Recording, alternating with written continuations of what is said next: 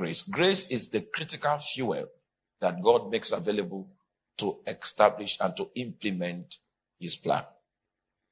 The first thing that you need to know in living a life that is beyond the influence of sin is the power of grace and how to walk in the grace of God.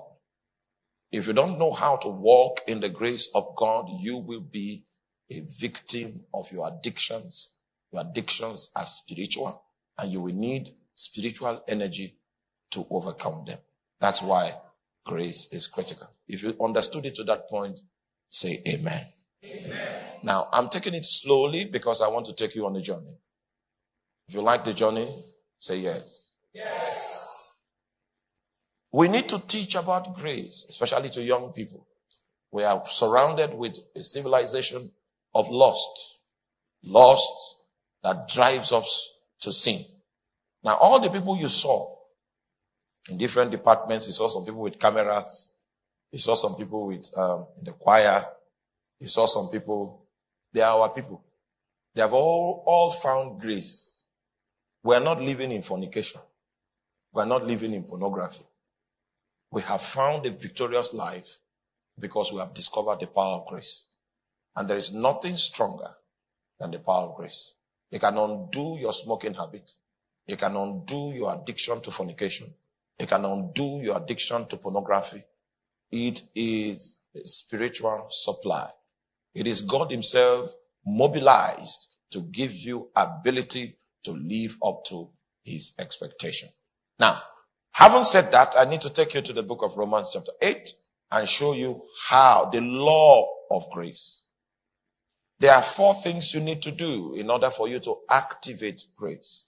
Because grace is the facility that God made available in order to counteract the effect, the principle, the power, and the practice of sin.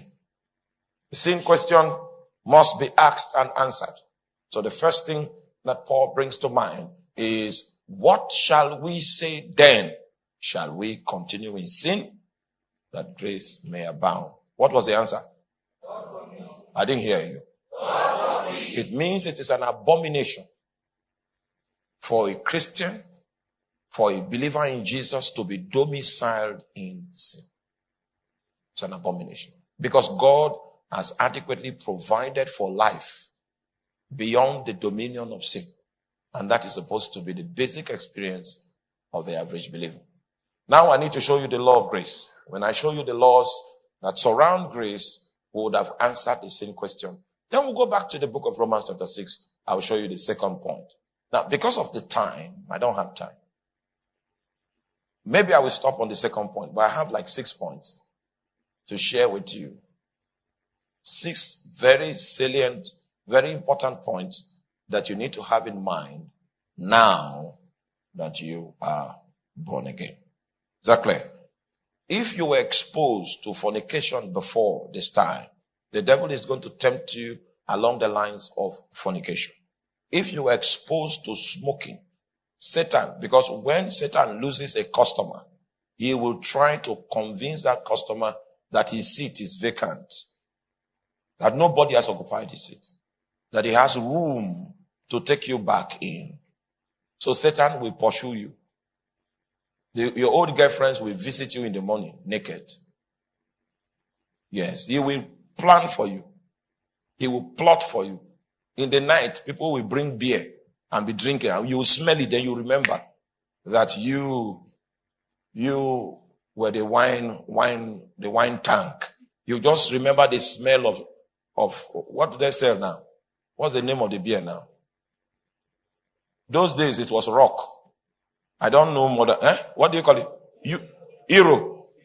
All right, see, I don't know what's happening in the beer world. So there's that unique smell that when you smell it, it draws you. So I say the moment you smell it, the spirit of drunkenness, it leaps on your neck. Satan will not leave you alone. Your old boyfriends will look for you with condom. Condom and money. So it's a real thing. You are going to have to understand that grace is for practicalities. It's for victory. And at any point in time, you lose your virtue of sincerity and your willingness to serve Jesus, you will become a victim of sin again. The reason why you see us walking the way we are walking is because we chose Jesus every day. From the day we gave our life to Christ, we wake up in the morning and say, Jesus, we choose you today. Because there are numerous assortments of things that will be fighting for your attention. If you don't understand, Satan does. He knows what you can become if you follow Jesus. And he is hell-bent on ensuring that you are distracted by sin. And there will be free ladies for you to fornicate with. Even this night. They are there. They are there. You know, once upon a time, we traveled into Makurdi in the night. And I think we got into Makurdi, say, like 12 midnight or so, long ago.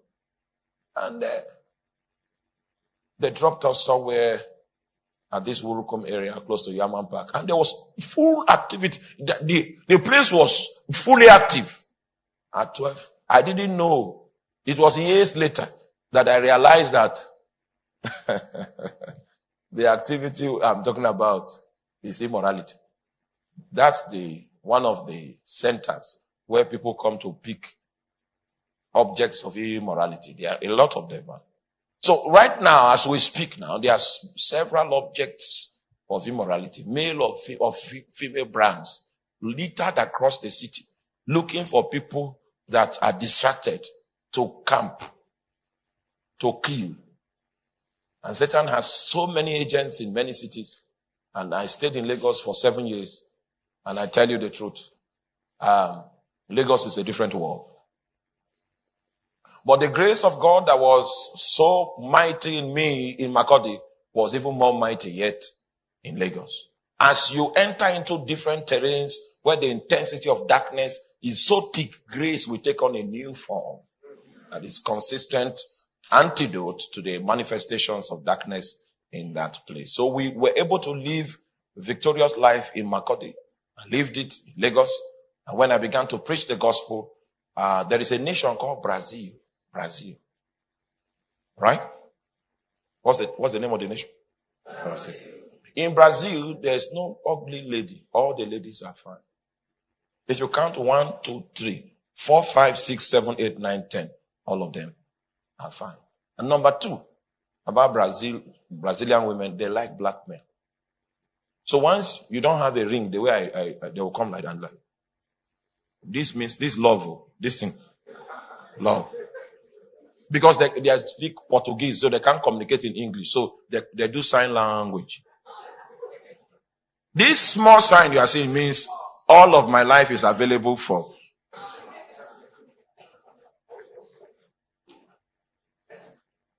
But even in Brazil, the grace of God yet much more abound.